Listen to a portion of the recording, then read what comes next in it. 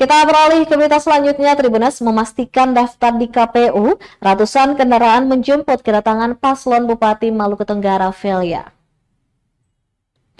Konferentusan kendaraan roda 2 maupun roda 4 mewarnai penjemputan pasangan calon Bupati Maluku Tenggara Felix Bobonu Tetol dan Ahmad Yani Rehawarin dengan akronim Velia. Pantauan Tribun.com pada Rabu 17 Juli 2024, paslon ini tiba di Bandara Ibra tepat pukul 11 waktu Indonesia Timur, bertepatan dengan kedatangan jemaah haji Kota Tual. Tentunya kedatangan dua tokoh gaek birokrasi Maluku Tenggara ini disambut antusias oleh simpatisan dan juga masyarakat yang sudah menunggu sejak pagi hari.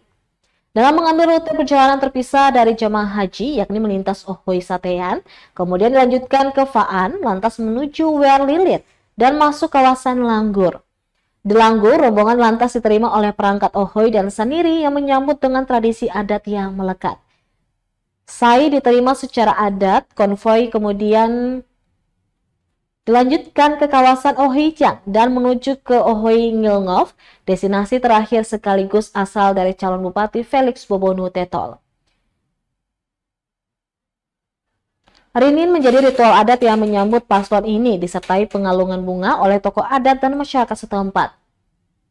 Kepada awak media, Tetol mengatakan suami istri harus saling mengerti, memahami, dan melengkapi. Menurutnya dalam pemerintahan harus paham perencanaan agar tidak keteteran. Jangan bangun mimpi langsung merealisasi tanpa ada hasil. Saat disinggung mengenai surat tugas atau rekomendasi partai yang telah dikantongi, dirinya mengatakan belum dapat menjawab. Diketahui Felix Bobonu Tetol merupakan mantan Kepala Dinas Pertanian Maluku Tenggara, sementara Ahmad Yani Rehawarin merupakan mantan Sekretaris Daerah Maluku Tenggara periode 2018-2023 yang menjabat selama 3 tahun 6 bulan. Kemudian diberhentikan oleh Muhammad Tahir Hanubun. Amin.